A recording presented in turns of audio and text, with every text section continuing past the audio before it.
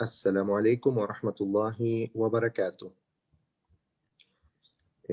La última vez que estuve en una de estas charlas, y para mí es un gran honor que me inviten a compartir un poco de conocimiento con todos ustedes, y no es que yo tenga conocimiento, sino que el conocimiento es de Allah, y Allah le da a las personas este conocimiento para que lo compartan. Habíamos hablado acerca de los milagros científicos o de algunos de los milagros científicos que se encuentran en el Corán.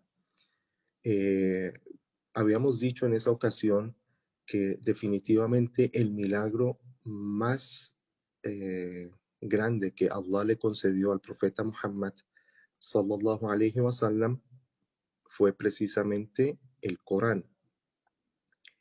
Eh, Resaltamos y vuelvo a repetir en esta ocasión el hecho que todo mundo reconoce o sabe y conoce más bien, que es que el profeta Muhammad sallallahu alaihi wasallam era analfabeta, no sabía leer y no sabía escribir, y Allah altísimo sea lo refiere en algunos versos del Corán diciendo que antes no escribías ni leías.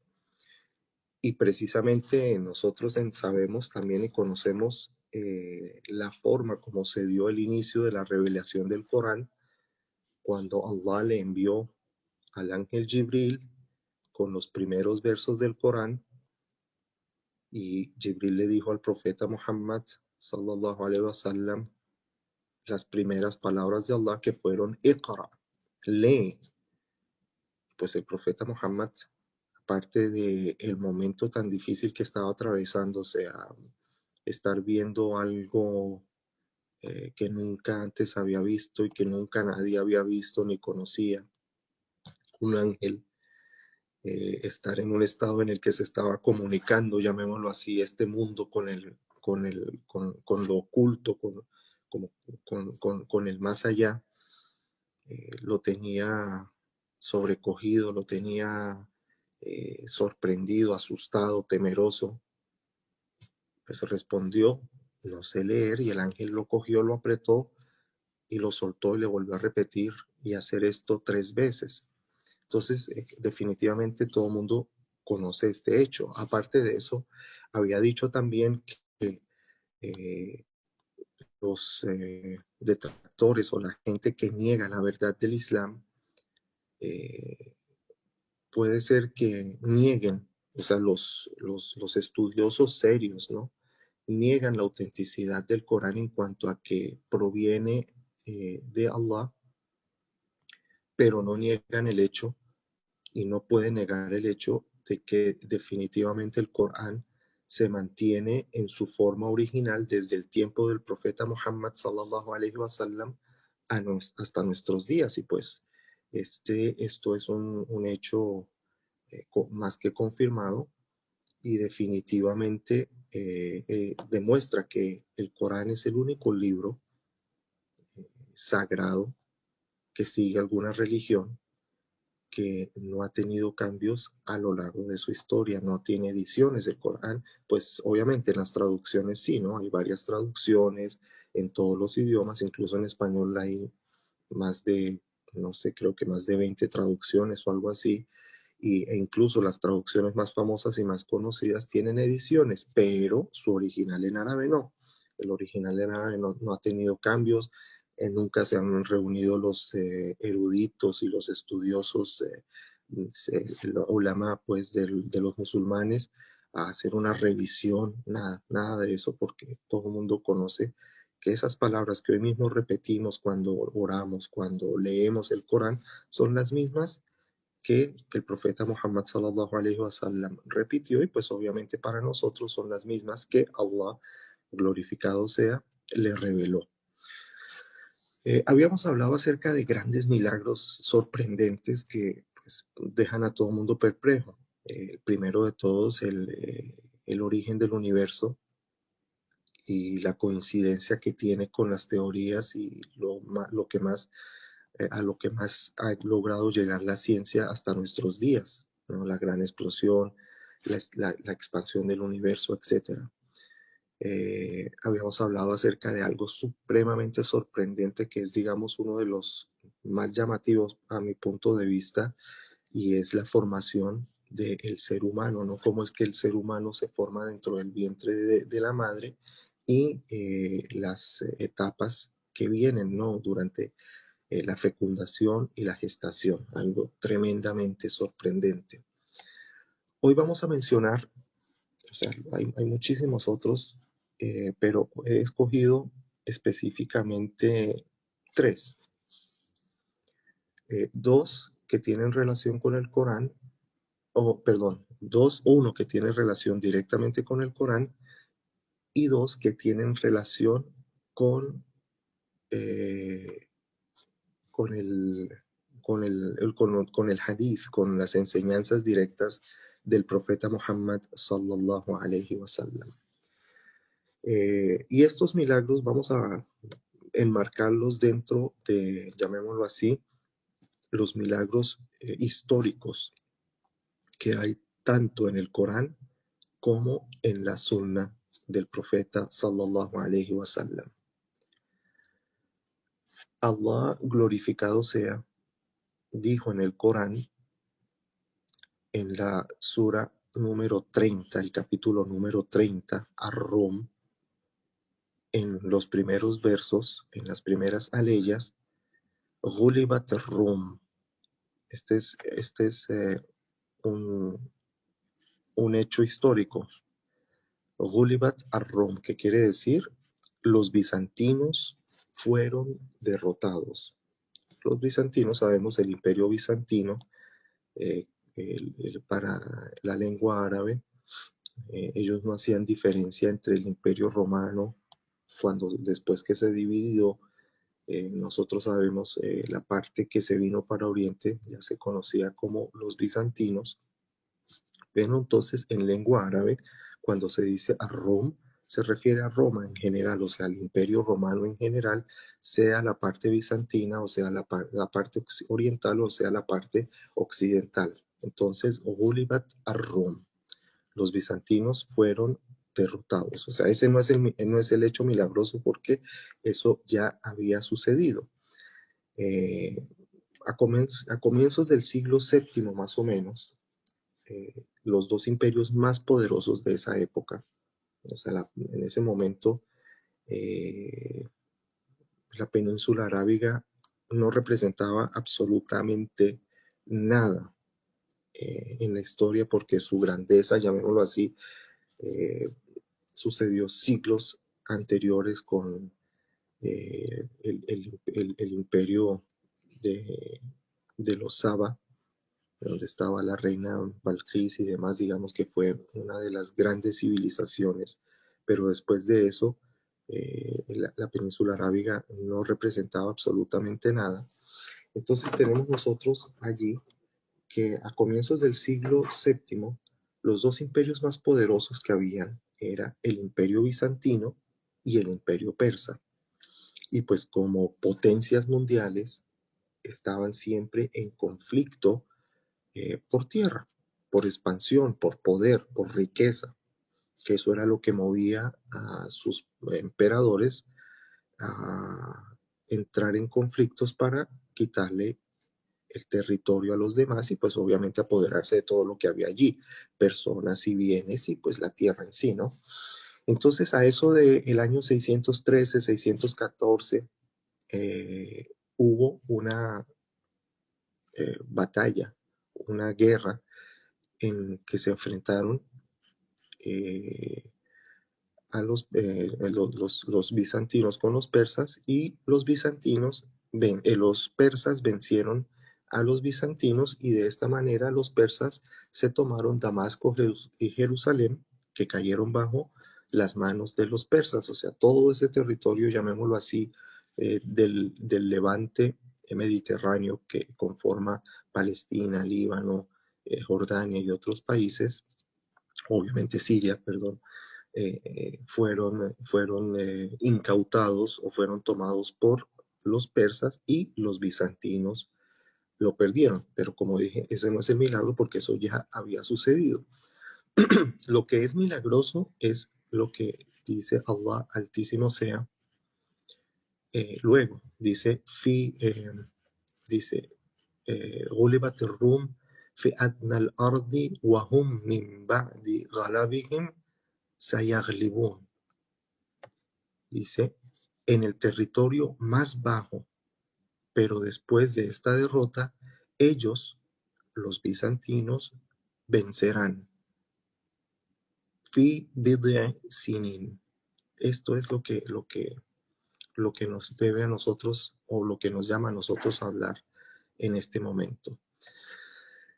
Entonces, Allah Altísimo sea nos informa en un tiempo en el que todavía no había pasado, los romanos habían perdido, los bizantinos habían perdido eh, casi 7 años antes de que estos versos se revelaran. Eso fue más o menos, estos versos se revelaron aproximadamente en el año 620. Y como dijimos, esta batalla tuvo lugar el 613 al 614, en la que perdieron los bizantinos. Allí, ante esto, y era algo que era conocido por la gente, por los contemporáneos del profeta Muhammad, sean árabes o no, que no solamente los bizantinos fueron derrotados, sino que quedaron muy débiles, demasiado débiles. Tanto así que la gente del norte, los que rodeaban el imperio, como los ávaros, los eslavos y los lombardos, ¿no? Eh, representaban una amenaza tremenda porque podían entrar a lo que quedaba, a los vestigios del imperio romano, llegar a la misma ciudad de Constantinopla y apoderarse de todo y haber terminado completamente con el imperio romano. Incluso los ávaros casi logran eh, eh, secuestrar o atrapar a Heraclio, el que era emperador en ese tiempo. Entonces, Allah Altísimo sea nos dice que los bizantinos, que estaban derrotados, que estaban amenazados, que no tenían absolutamente posibilidad alguna, en unos cuantos años, Bid'a Sinin, después de la revelación, ¿no?, de este versículo, ¿no? Hay que contar, no se refiere a que, no, también después de unos años de su derrota, pero aquí la palabra Bid'a en el idioma árabe generalmente se utiliza o tiene un sentido numérico, entre 7 y 9 años, más o menos, dentro de la lengua árabe. O sea, se puede usar de forma general que los bizantinos vencerán después de la revelación de este verso dentro de unos cuantos años, o que los bizantinos vencerán después de esa gran derrota dentro de 7 a 9 años. Y efectivamente así sucedió. Estamos hablando, es preciso. El Corán, Allah cuando habla es preciso. Dijimos que este verso se reveló más o menos en el año 620, pero luego en diciembre del año 627, el emperador logró fortalecer su imperio, su ejército, absolutamente todo el oro que tenía, toda la plata que tenía la mandó a fundir para hacer las monedas, dinero, pues, que le pudiera facilitar los medios para adquirir un ejército o adquirir lo que necesita un ejército para enfrentarse nuevamente a los persas y vencerlos. Pero esta batalla decisiva entre el imperio persa y el imperio bizantino, donde, como Allah lo designó en el Corán, iba a vencer, a recuperar su gloria nuevamente el imperio bizantino, se dio cerca al Mar Muerto, cerca a el Mar Muerto. Y dice Allah específicamente allí en el verso 3 de este capítulo, en el territorio más bajo. en el territorio más bajo. Fi adna al-ard, el territorio más bajo. Entonces, esta batalla tuvo lugar en la parte donde está el valle de Rift, que es una falla tremenda que viene desde África Oriental y que cruza por todo este territorio, pero lo importante aquí es que la batalla se dio prácticamente en las orillas, llamémoslo así, o no hay directamente, pero sí en el valle que queda adjunto al Mar Muerto. Y Allah nos dice el territorio más bajo. Entonces, el territorio más bajo quiere decir la parte más profunda que hay sobre el nivel del mar o bajo el nivel del mar, que es tierra, ¿no? Porque obviamente que más bajo están las profundidades del mar, pero estamos hablando de el suelo, de la tierra. Entonces, en ese tiempo, en el año 620, cualquier potencia del mundo en esa época, ni los romanos ni los persas que tenían conocimiento científico, obviamente limitado a esa época, estaban en capacidad de saber que el punto más bajo que hoy está comprobado en la Tierra es ese, allí donde ocurrió esta batalla. Entonces, aquí, para terminar con este primer tema, encontramos nosotros que Allah Altísimo sea en el Corán, nos encontramos que Allah Altísimo sea en el Corán, nos menciona en 3 versículos, 4 versículos, 2 milagros supremamente increíbles. El primero de todo era algo que iba a suceder en el futuro de la revelación de estos versos, ¿no? Porque para nosotros ya es pasado, ya pasó, nosotros ya lo confirmamos. Pero cuando, o sea, cuando nosotros, por ejemplo, cuando el musulmán no tiene el conocimiento histórico o no tiene el conocimiento de estos sucesos, cuando lee estos versos, los bizantinos fueron derrotados en la parte más baja de la tierra y ellos volverán a vencer, pues no tiene, llamémoslo así, un gran significado porque no estamos al tanto de eso. Pero en ese momento, cuando fue revelado, cuando el profeta Muhammad sallallahu alaihi wasallam transmitió esas palabras por primera vez, la gente se quedó sorprendida, ¿no? O sea, ¿cómo así que van a vencer si ya están derrotados, ya no tienen posibilidad? A ver, y efectivamente así sucedió.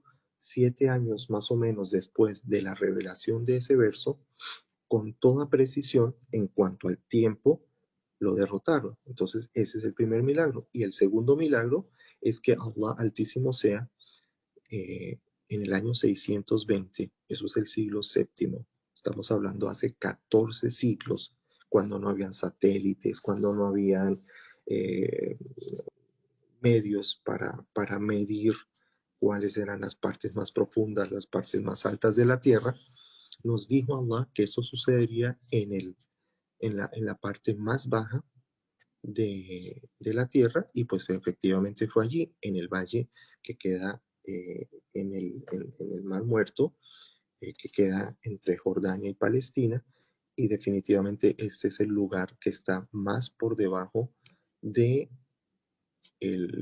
más por debajo de el nivel del mar, más o menos 400 metros, o sea, es un hueco de 400 metros bajo el nivel del mar. Y allí se dio esto. Entonces, subhanallah, son 2 milagros mencionados en un solo verso. Entonces, esto es con respecto al Corán. Con respecto a la Sunna, eh, el profeta Muhammad sallallahu alaihi wasallam nos dijo en un hadith: todo aquel que usurpe o que tome de forma injusta, usurpar es tomar de forma injusta, de alguien una parcela de tierra, se le colgará al cuello esa parcela con las 7 tierras de profundidad. O sea, se le colgará ese pedazo de tierra, el que se robó, ¿no? El día del juicio, con el subsuelo o con lo que viene abajo de esa tierra. Y dice 7 tierras. Se le colgará ese pedazo de parcela, lo que nosotros vemos por encima, con las 7 tierras. En otro hadith, y este fue transmitido por Bukhari, y pues como sabemos nosotros, cuando un dicho o un hadith es transmitido o relatado, o registrado más bien por al-Bukhari, es auténtico. O sea, no cabe duda que definitivamente así fue como lo dijo el profeta Muhammad. El otro hadith es en el que nos dice el profeta Muhammad sallallahu alaihi wasallam que es igual: todo aquel que le quite a otros una parcela de tierra injustamente se hundirá en las 7 tierras el día de la resurrección. Se hundirá en las 7 tierras el día de la resurrección. ¿Cuál es el milagro que encontramos nosotros aquí? Pues aquí encontramos el milagro en el que se menciona 7 tierras. Hoy, gracias a la ciencia, a lo que se ha podido, a los medios que hay, a los medios que pueden utilizar los científicos para hacer sus investigaciones, se ha encontrado que definitivamente desde el suelo, desde la parte, desde la superficie en la que nosotros nos encontramos, hacia abajo, hay 7 capas hasta llegar al núcleo mismo de la Tierra. Hay 7 capas. El primero de todos es el núcleo interior de la Tierra, o sea, de abajo hacia arriba, el núcleo. Ese es el primero. Luego viene el núcleo líquido exterior, el que cubre ese núcleo interno. Luego de ese viene la capa D, se llama así, y que pues, estamos hablando de profundidades de 2700, de 1600, perdón, de 2700 a 2800 metros kilómetros, perdón, de profundidad. O sea, era imposible que un ser humano pudiera tener el conocimiento de que allá abajo se encontraba una capa de tierra. Obviamente cada una es diferente. Luego viene el manto interior, que queda más o menos a 650 kilómetros de profundidad. Luego viene el manto medio, que queda a unos 400 kilómetros de profundidad. Luego el manto superior, que queda a unos 10 kilómetros de profundidad. Y finalmente la litosfera, que es pues la parte en la que nosotros nos encontramos, que es la corteza, o sea, que la litosfera, que es la corteza oceánica, ¿no? De la masa terrestre. Entonces, es increíble ver la precisión con la que el profeta Muhammad sallallahu alaihi wasallam habló, y no estamos hablando del Corán, sino son el hadith, la sunna, sus palabras. Y como nosotros sabemos, la revelación que Allah le dio al profeta Muhammad sallallahu alaihi wasallam no solamente fue el Corán, sino que fue la sunna, que la sunna quiere decir lo que él dijo, lo que él hizo y lo que él aprobó.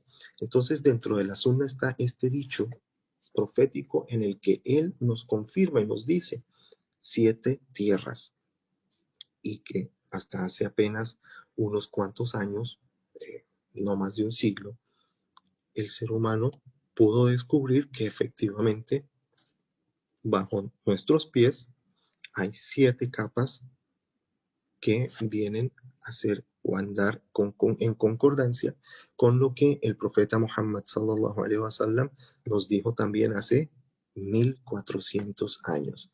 Entonces, definitivamente estamos nosotros ante un gran milagro eh, que Allah, glorificado sea, le concedió a nuestro profeta Muhammad sallallahu alaihi wasallam. Tenemos otro gran suceso histórico que, como nosotros sabemos, una vez los musulmanes comenzaron a expandirse desde Medina hacia el resto del mundo, pocos años después de la muerte del profeta Muhammad sallallahu alaihi wasallam, los musulmanes ya habían llegado a territorios lejanos. En menos de unos cuantos años ya los musulmanes habían llegado a Palestina.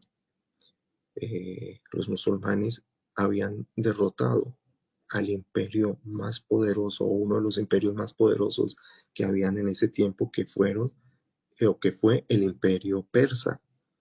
Entonces, curiosamente, en el momento de mayor dificultad, uno de los momentos más difíciles para el profeta Muhammad, sallallahu alaihi wasallam, perdón, uno de los momentos más difíciles para el profeta Muhammad, sallallahu alaihi wasallam, en el que más peligro estaba corriendo, mencionó unas palabras milagrosas que luego se cumplieron. Este es otro suceso o hecho histórico. El profeta Muhammad sallallahu alaihi wasallam, al momento de la emigración de la Meca hacia Medina, en la Hijra, iba con su amigo Abu Bakr, radiallahu anhu. Iban ocultos, prácticamente salieron escapando de la Meca, porque sus compatriotas, sus contemporáneos, gente que era de su tribu, todos habían planeado ya acabar definitivamente con el profeta Muhammad, porque vieron que era el único medio para así callar el Islam y callar su mensaje. Entonces lo que hicieron ellos fue ponerse de acuerdo acerca de la manera como podían acabar con el profeta Muhammad, pero el profeta Muhammad, por voluntad de Dios, obviamente por voluntad de Allah, logró escapar. Entonces pusieron un precio sobre su cabeza, un gran premio, una gran recompensa sobre su cabeza, y pues se lo informaron a todas las tribus árabes, que ellos le darían una gran recompensa a quien les llevara a Muhammad, vivo o muerto, no les importaba. Detrás del profeta Muhammad y siguiendo sus pasos, salió Suraqa bin Malik, una de las personas, digamos, que pertenecían a una de las tribus más nobles de las tribus de los árabes. Salió en su persecución y efectivamente lo alcanzó. Cuando lo alcanzó, Suraqa le pidió, prácticamente le dijo: ¿qué me das para que no te entregue? Entonces el profeta Muhammad sallallahu alaihi wasallam le dijo: ¿qué te parece si yo te prometo que te daré las pulseras de el emperador de Persia? Entonces eh, Suraqa le preguntó: Kisra bin Hormuz, que ese era el nombre en árabe como se conocía el emperador de esa época. Y el profeta Muhammad sallallahu alaihi wasallam le dijo: sí, efectivamente, esas. Entonces, luego se fue, dijo que, o sea, increíble. Como él sabía que el profeta Muhammad sallallahu alaihi wasallam era el veraz, el que nunca había mentido y que era confiable, que cumplía con su palabra, iba a cumplir con lo que le dijo, y se fue y lo dejó. Después de eso, tiempos más adelante, cuando ya el profeta Muhammad sallallahu alaihi wasallam había muerto, y era durante el califato de Omar ibn al-Khattab, los musulmanes lograron vencer a los persas y efectivamente tomaron los tesoros de Persia y se los enviaron al califa, a Omar ibn al-Khattab. Dentro de esos premios, llamémoslo así, dentro de esos tesoros, se encontraban no solamente las pulseras, sino también la misma corona del emperador persa. Y Omar ibn al-Khattab mandó a llamar a Suraqa y le dijo: toma, aquí está lo que el profeta sallallahu alaihi wasallam te prometió. O sea, esto no son inventos, llamémoslo así, eso está registrado en la historia, está registrado y fue contado desde el momento en que se transmitió, desde el momento en que esas palabras salieron al profeta Muhammad sallallahu alaihi wasallam, hasta el momento en que le fueron entregados o cumplido la promesa del profeta Muhammad sallallahu alaihi wasallam a Suraqa. Entonces, aquí no solamente fue la promesa que se cumplió, que le dio esto, sino que el profeta Muhammad sallallahu alaihi wasallam, en un tiempo en el que prácticamente ya todo estaba perdido, estaba ya dejando la Meca, yendo a Medina sin saber qué iba a suceder allí, estaba prometiendo que los musulmanes vencerían a los persas. queriendo decir que los musulmanes en ese momento, que los musulmanes o que el Islam en sí iba a avanzar, iba a crecer de una forma que nadie podía imaginarse. Y así sucedió. Y esto tiene relación también con algo que sucedió también ya estando en Medina. Recordemos que las tribus, después de que el profeta Muhammad sallallahu alaihi wasallam emigró a Medina, comenzó, digamos, a adquirir mayores posibilidades. Ya prácticamente se estaba conformando o fueron los inicios de lo que más adelante sería el gobierno islámico, el Estado islámico como tal. Y entonces las tribus árabes se habían puesto también de acuerdo para unirse e ir y atacar a Medina y acabar totalmente con los musulmanes y con el profeta, que era su principal objetivo, porque ellos sabían o pensaban que al acabar con Muhammad sallallahu alaihi wasallam iba a acabarse el Islam por completo. Entonces, el profeta Muhammad sallallahu alaihi wasallam se reunió con los sahaba y les dijo, el Ahzab, el grupo, los confederados, vienen a atacarnos, ¿qué hacemos? ¿Qué nos aconsejan? Entonces deliberaron y Salmán al-Farisi, por su experiencia que tenía, al ver que la ciudad de Medina tenía un punto débil, le propuso al profeta Muhammad sallallahu alaihi wasallam construir un foso, ¿no? Que fuera como una barrera, un hueco, ¿no? Que no permitiera que entraran por ahí, que era el punto débil. Entonces el profeta Muhammad sallallahu alaihi wasallam aceptó ese punto de vista y ordenó el inicio de la construcción. Obviamente, el profeta Muhammad sallallahu alaihi wasallam era conocido por participar siempre con sus sahaba en todo trabajo. El profeta Muhammad no era que mandaba las cosas y él se quedaba sentado, no, él trabajaba también. Además era conocido por ser la persona más fuerte de todos ellos y ser la más valiente. Entonces estaban cavando el foso, era invierno, las condiciones eran paupérrimas porque todos los Sahaba estaban pasando por dificultades económicas tremendas, hambruna y demás, y comenzaron a cavar. Llegaron a una parte donde había una gran roca. Esa roca les impedía continuar con la excavación. Entonces el profeta Muhammad llegó y al ver esa roca, cogió la pica, ¿no? Elevó su mano y le dio un golpe. Dijo, Bismillah, en el nombre de Allah. Cuando golpeó esa roca por primera vez y dijo Bismillah, dijo, recibí las llaves de Sham. Sham, como dije, es el levante mediterráneo que está compuesto por Siria, Palestina, Líbano, Jordania, etc. Y dijo, les juro por Allah que desde aquí puedo ver sus palacios rojos. O sea, Sham era conocido por tener esos palacios que por el material que utilizaban eran rojizos.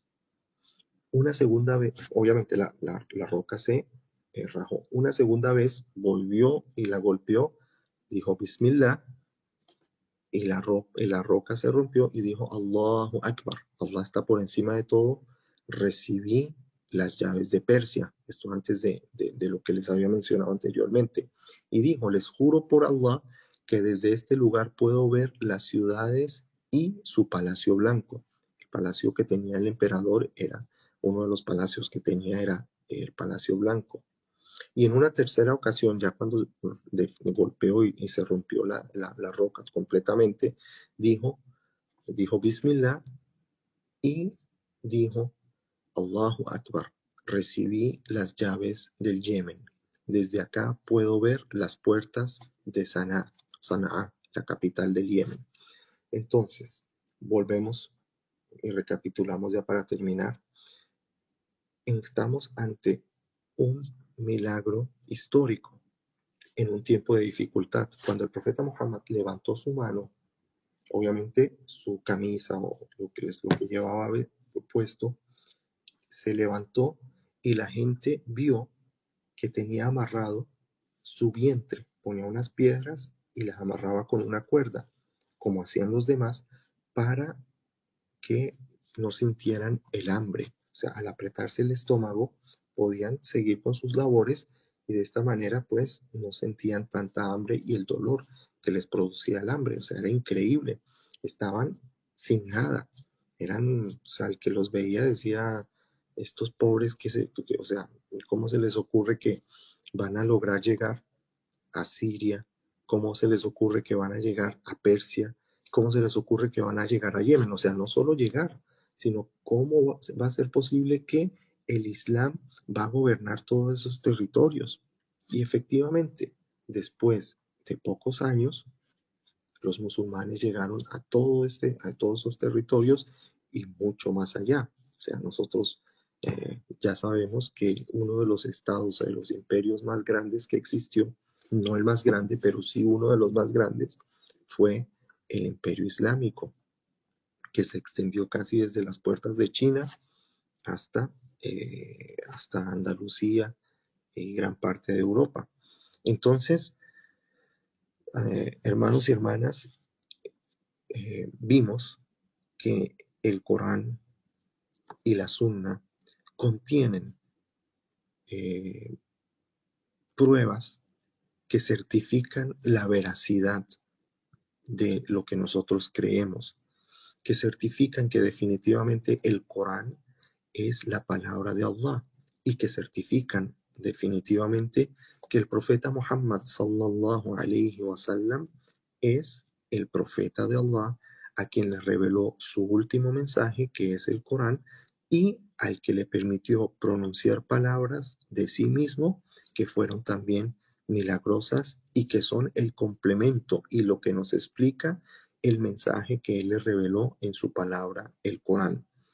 Entonces, obviamente, nosotros no nos aferramos solamente de esto para hablar de que es la verdad, pero es algo, digamos, o lo hacemos en base de tranquilizar nuestros corazones, para que podamos nosotros eh, aferrar nuestra fe con pruebas. O sea, cuando se nos pregunta, a ver, demuéstrame que el Corán es la veracidad, pues uno, dos, tres, cuatro, cinco, o sea, son múltiples las cosas que nosotros podemos mencionar.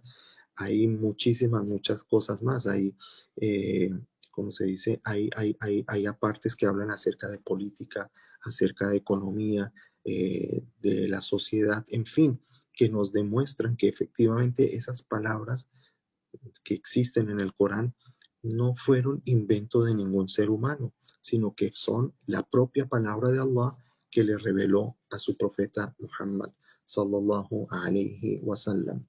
Hermanos y hermanas, el tiempo ya se apremia y pues para no ampliarnos más, dejamos acá, inshallah. eh, Ustedes pueden encontrar en varias páginas, eh, como por ejemplo islamreligion.com o la breve guía que se encuentra también en internet, un resumen de todo esto que les hablé durante estas dos sesiones, y lo pueden imprimir y lo pueden tener para que pues lo compartan con la gente, ¿no?